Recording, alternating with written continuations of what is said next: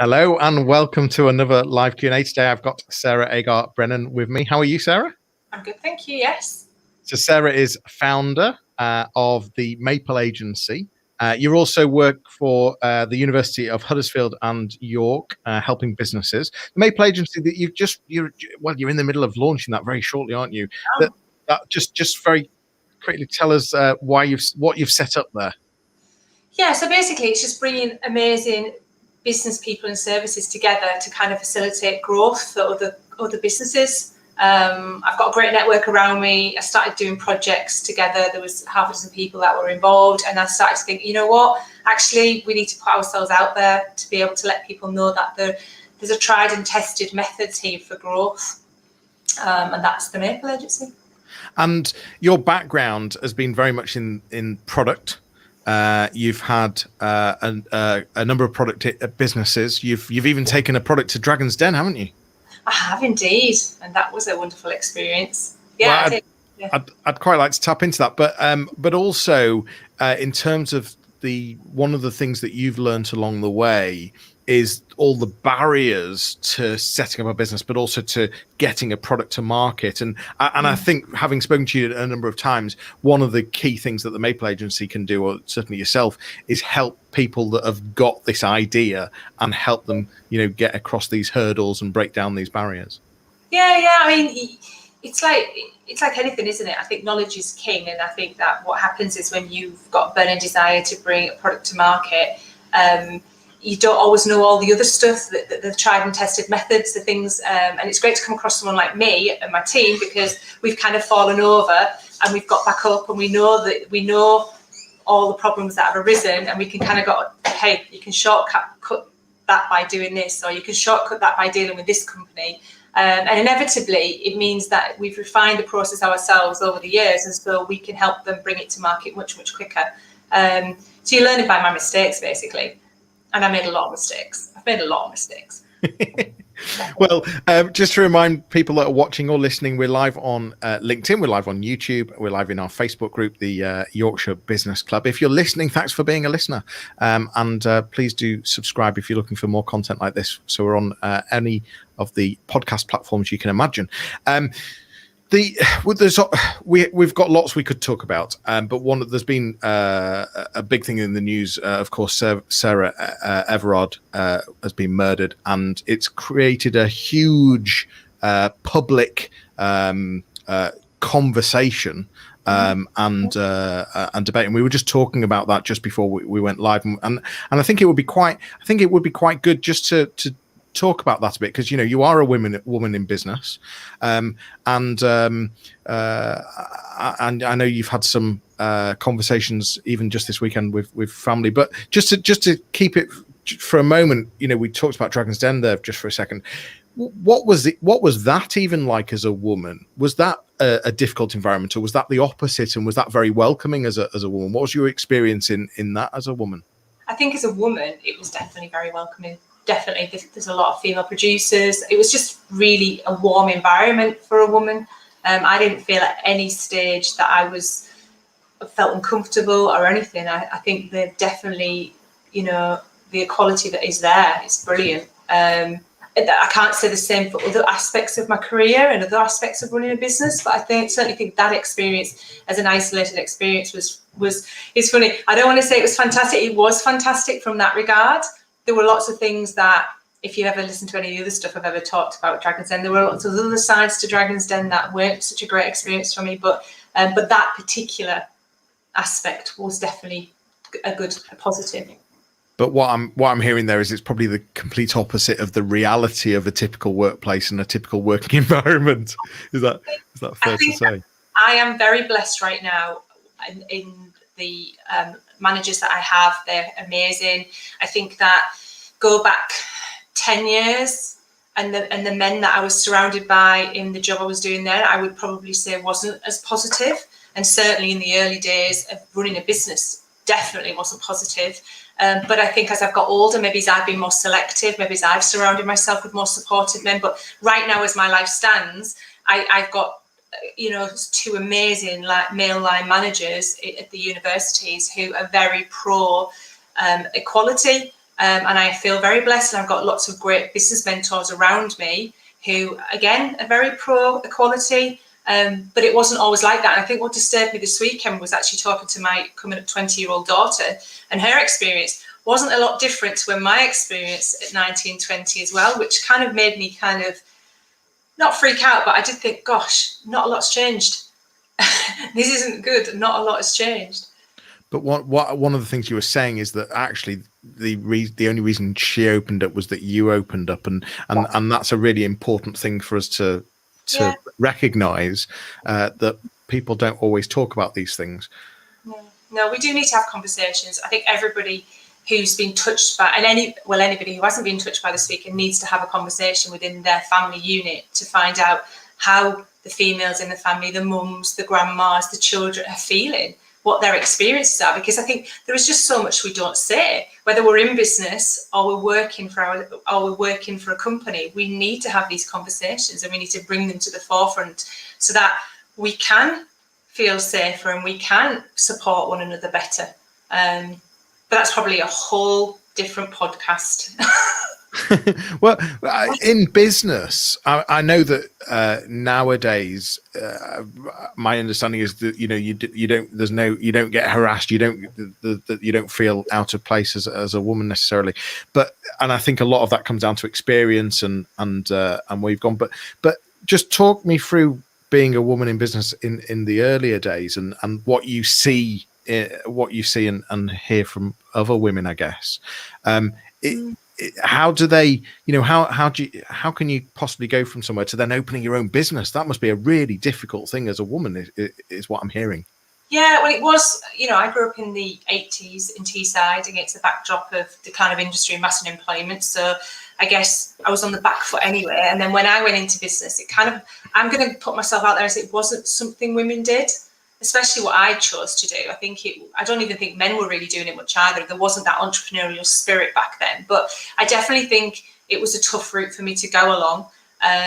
Ironically, I kind of did feminism modules when I was studying in my degree. So that was kind of quite an interesting perspective, because then when I went into the workplace, I was kind of shocked a bit by what I then was presented with. And I think some of it's about naivety, and I think how we can shortcut it now. Because I'm going to put myself out there and say I think that we've got a much more supportive environment for startup businesses, whether we're male or female. Just now in general, there are a lot more incubators, a lot more programs, there are a lot more people out there advising and prepared to hold your hand, whether that's through the bank or through the LEP. There's lots of opportunities out there to get supported and shortcut those early stages. So I think a lot of what I probably experienced was naivety, maybe not being taken seriously enough because I was quite young. I was 20, and I was a little bit wet behind the ears because I'd never run a business or had any experience. So some of the things I think you can avoid now. But I generally think it is just a more equal environment. But then again, I've been shocked by the stories I've read this weekend online, and the stories that women have put, and the videos that I've put out. So there are obviously industries that are still very rife with that inequality, and we do, for that reason, we need to have these conversations. Yeah, it's certainly, I've seen the same. It's certainly got conversations going, and there is as people talk, and more people open up, and to hear some of the stories. I guess I've been surprised in a way that certain things are still going on in the workplace, and as you say, maybe it's down to certain industries, or is it across the board? And I'm really not sure. I know that there's a huge agenda to try and change things, but are things changing enough and quickly enough? That's the question, really, isn't it? I think it is. I think when you talk to I hope there's women listening today that have had conversations with their daughter, and men that have had conversations with their daughter of the weekend. And I learnt my daughter, very innocently had a bum tapped at work by a male colleague, but then didn't report it because she didn't feel like she could report it without there being consequences and a fallout. Maybe we need to have a reporting system without those consequences.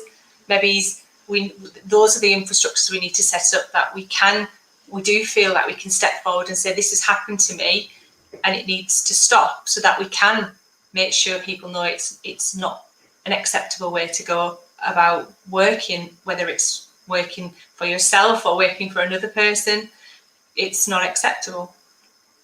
Yeah, and I'm not sure if it's something that happens in smaller or larger organisations, or if there's pockets or what really. But there certainly needs to be more awareness and yeah, feel that feels safe to be able to bring things up and because we were talking about something earlier. It's very easy for a woman to believe they just won't be believed if they were to say something. And the decision will be made on whatever the man says, and that must make it even more difficult. But one of the things we were also talking about here is that we don't want to tarnish men either. It's a pocket of men. I'm not sure how big that is, but there's and it's not all men all over the place. There was this call for a 6 p.m. curfew for all men last week, which I think is awful that we've sort of got to that state, and then there's talk about expecting men to cross the road when there's a woman walking at night. And one of my passions I feel about there is actually I'm quite scared about going out at night time. Whether that sounds strange or not, it's really true. I'd arranged to take a call on a walk. I quite like walking when speaking, and it was arranged at 6:30. And the week before, there'd been an assault in our local park against a guy at 6:30 the week before, and I didn't want to go. So it's difficult because at the same time, there's a pocket of us men that are scared as well. Yeah, so. yeah. I don't know what you think to all of that, because I am interested in other people's thoughts and opinions, and we've got to find a way, something that is a balance, really. I think you're right. I think this is all about safety. This conversation this weekend, Reclaim the Streets, is all about women feeling safe. The curfew was an example to let men know, rightly or wrongly, that after a certain time, women don't feel safe. But equally, we have to acknowledge that men have exactly the same anxiety around being out late because of knife crime, because of assaults, because of other things. So it's a big societal problem around us feeling safe on the streets. And I think that we just got to keep talking. There is no solution right now. There isn't a solution right now.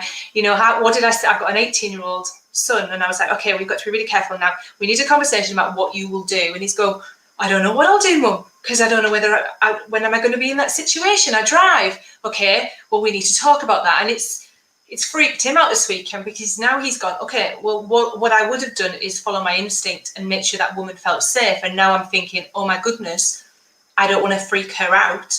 So how do I make it? So I think we've just got to keep talking, and maybe on some level there needs to be something through the school system, maybe it's through the government, that kind of sets a way of being, almost, so we know a set of principles that we can be guided by, so that women do feel safe and men feel safe equally. Whether that's more police presence. There's a bigger picture here, isn't there? There's a much bigger picture, and like, we've only got half an hour, so, and I'm no expert, and I want to. What's good though, and you've pointed this out earlier, is that the talking about now startups and opening a business. What is good is that not only are there lots of incubators, but it's clearly a government policy and a country policy really to promote small businesses. I mean, that's clear to see, I think, and because of that, there's loads of government money, EU money, government money. Not sure where it all comes from, but especially with Brexit, who knows? But there is a lot of grants around. There's a lot of incubators around for small businesses. I guess you must be reasonably tapped into that, especially with your work at the unis as well.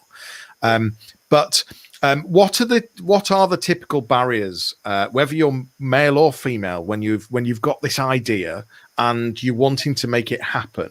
What are where do people get stuck, and how do you take it from that idea to actually, trading?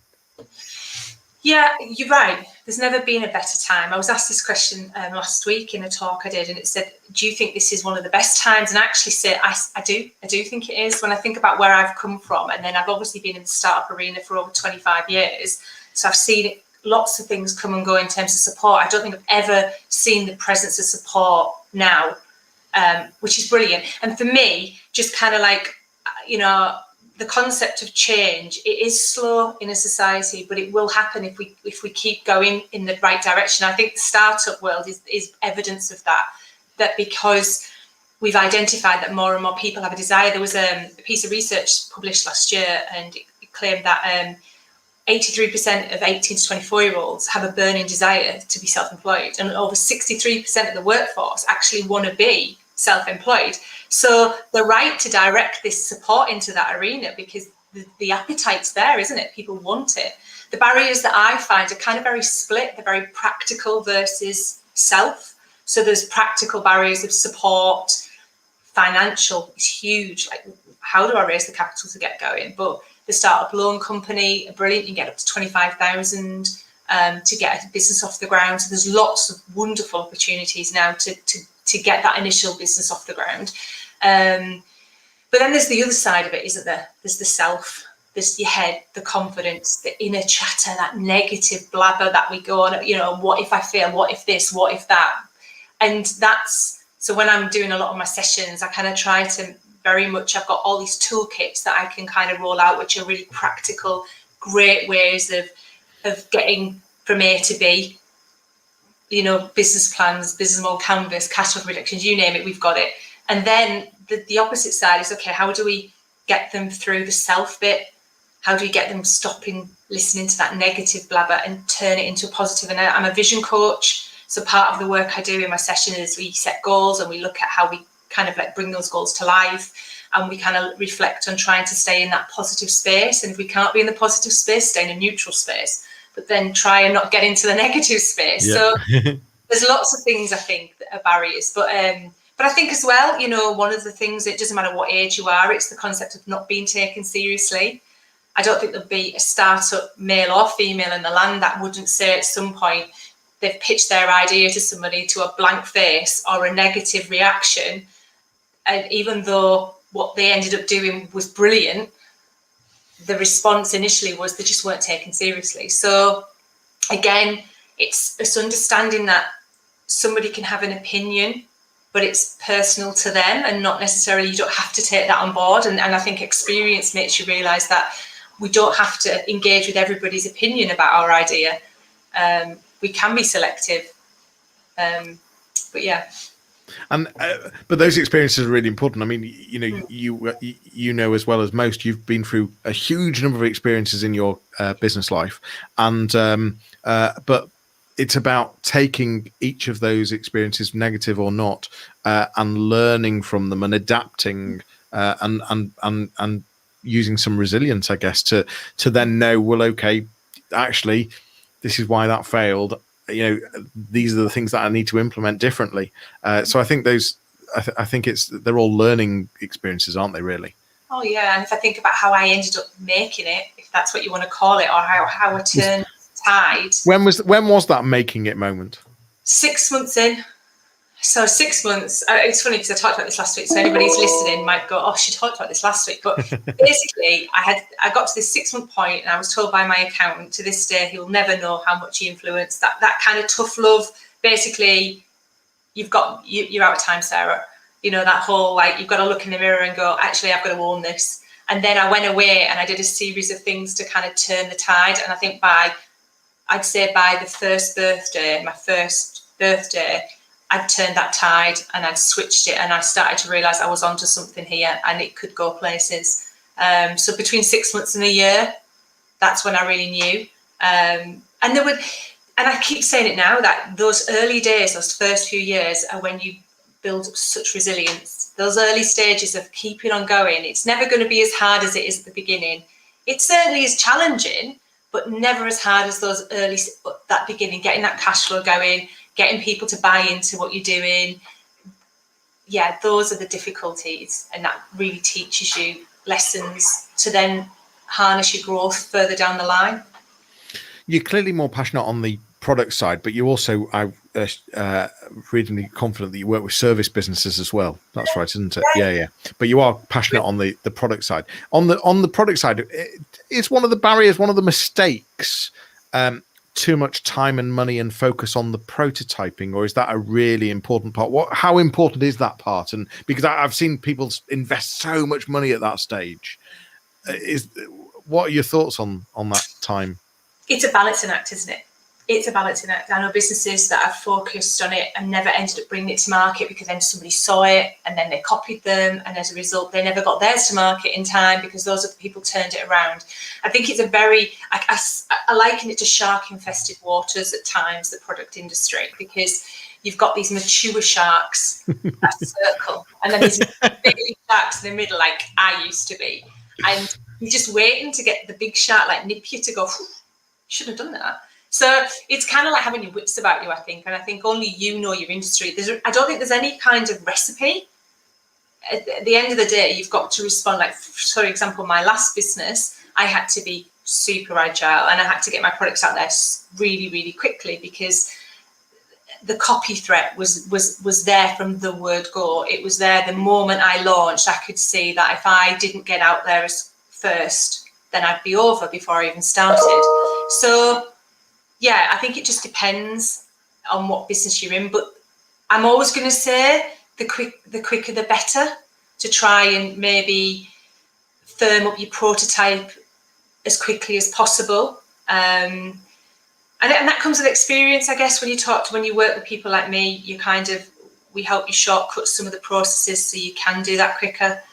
So you do feel more confident that you've covered every aspect. I guess as well, in our sessions, we look at every aspect. We make you think about, have you got this covered? Have you got this covered? So that you don't end up getting, maybe they're about to launch 9 months down the line and then you realise you've missed this critical factor. So we try to kind of make sure we've thought of everything for you in the early stages. You're looking to work with startups, but also established businesses that are looking to grow and to sort of take that next step. What do they typically look like? Are they? Is there a particular size that you fit well with? Is there a particular industry or sector, or is it just quite mixed? Is there a particular ownership type? Is it a family business? Is it a small business? Is it, or is it just all quite mixed? Yeah, it's all quite mixed, but I think that the one thing all of my clients have got in common is a commitment for growth. Okay. I think that is the key factor. I think I can work across multiple industries and sectors. The reality is it's down to the people within the business to want that growth, because sometimes getting somebody like me in equals change. Maybe you have to improve your processes to facilitate growth. I mean, it's a classic that I get people in saying, I want more sales. It's like, well, great, but let's look at what your processes are, because if I go get your sales with you, how are you then going to process those orders? Yeah. What's the supply chain look like? Especially in the early stages of like one-man band territory, they might be making their own products, or it might be a bit of a cottage industry. Well, we'll have to get them into premises and we have to get equipment in. We have to improve those processes to facilitate the extra orders. So those are the sorts of things. But the most important thing for me is that they want to make it happen, because you don't bring someone like me in who's very driven and very passionate and very kind of prescriptive about routes, because there is a science behind growth. If you don't want to kind of then take that advice on board and grow your business.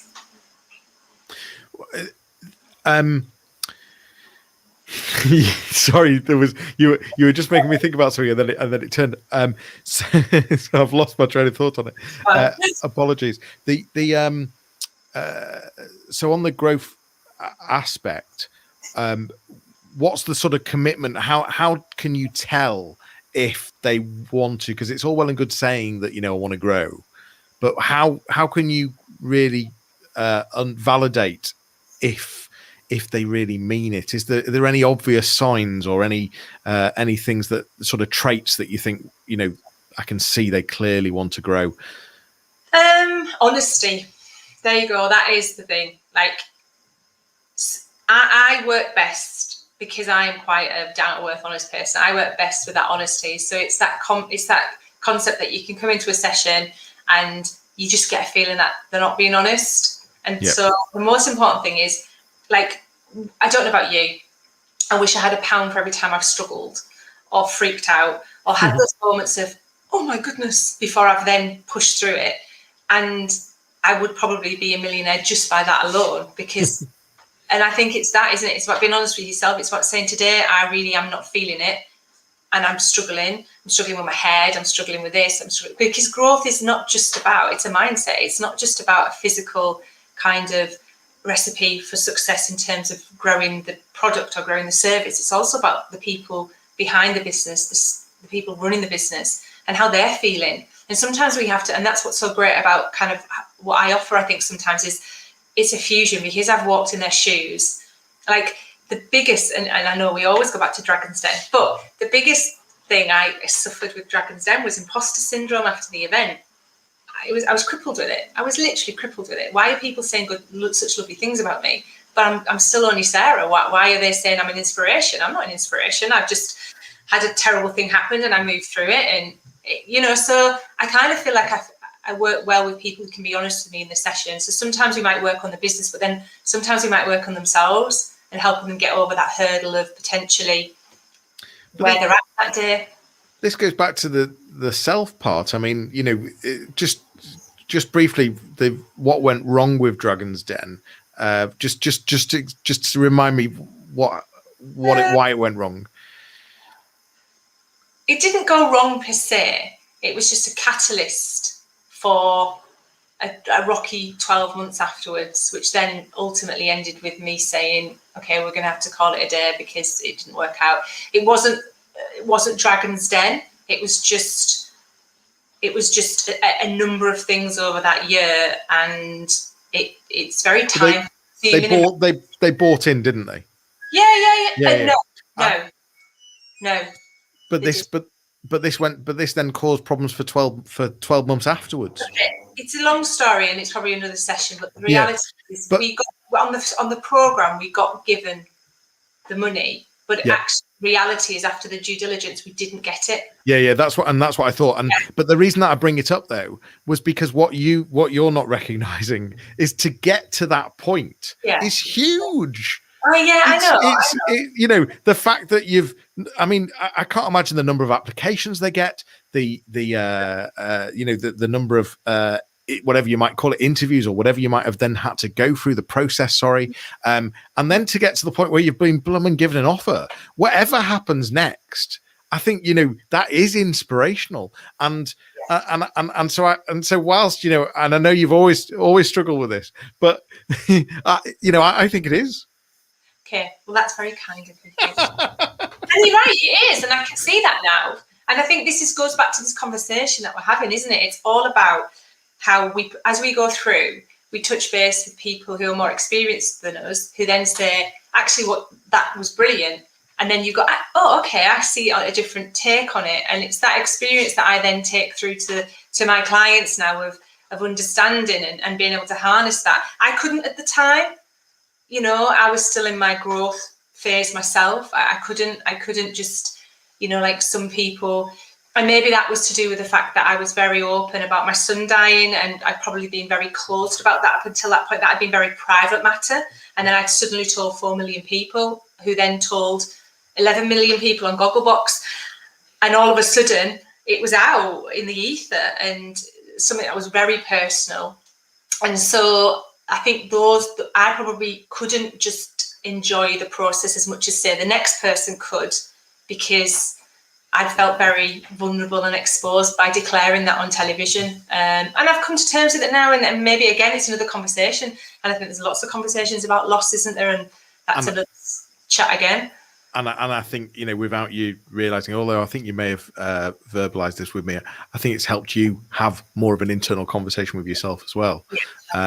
So that can only be a good thing as well. I am very aware of the time. I know that you have to be somewhere. But yes, that we could talk a lot in so many different directions. We could do many podcasts out of this. But Sarah, what's where you're launching in a couple of weeks? That's the website as well, isn't it? For now, where do you hang out? Where, if people wanted to speak to you about whether it be turning a product into trading within 3 months, I mean, you impressively say that potentially you could turn an idea into trading in 3 months. I love that. just by knowing the roots, isn't it? That's the I thing. love that. It's like putting down on those moments of should I do this or should I do that? It's like, actually, you need to do this. Yeah. And it cuts out all that ambiguity. Yeah, and LinkedIn probably the best place to find me. That where you hang out the most? Yeah, hang out. I don't hang out anywhere really. I don't think I'm young enough to hang out anymore, but I do frequent LinkedIn and Twitter. You'll see me active on those two channels for my business. And you just follow my name, Sarah Agar-Brennan. There's not many of us, so you'll find me. And yeah, and I'm happy to jump on a call, you know, a half an hour free call just to say, look, let's talk about it. I do a lot of like work around, like there's businesses I do help, and I'm a trustee in a charity, and so there's lots of other things I do other than this. But I am super passionate about inspiring the next generation of entrepreneurs. I just am. There's nothing better than that feeling of bringing something to market, whether it's your service or product, and putting yourself out there. Well, I for sure get motivated every time I speak to you, and I'm always inspired. So, Sarah, thank you so much for joining us today. Really appreciate it. Thanks for listening. If you've been listening, and thanks for watching, please do feel free to share this or subscribe. But for now, that's all. So it's bye from me and it's bye from Sarah. See you all soon. Take care. Bye-bye. Bye.